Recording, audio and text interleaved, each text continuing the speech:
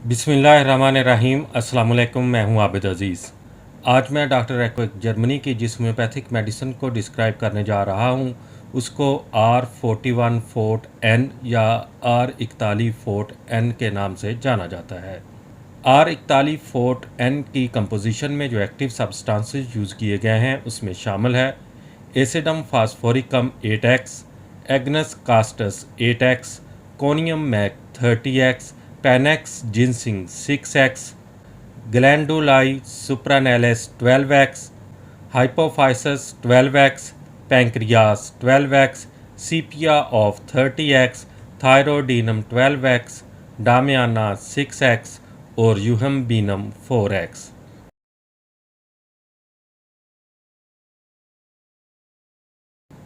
R41 fort N का इस्तेमाल मर्दाना जिनसी अवामल को मौसर बनाने के लिए किया जाता है।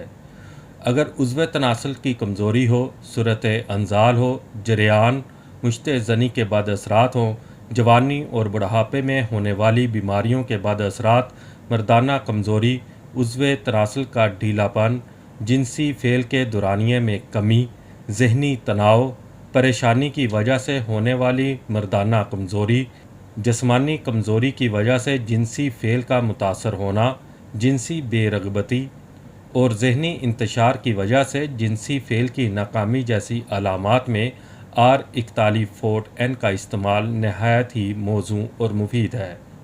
R41 फोर्ट की खुराक का इस्तेमाल कुछ इस तरह से है कि मरीज़ को 10 से 15 कतरे दिन में 3 बार 2 बूंद पानी में हल करके इस्तेमाल करने चाहिए।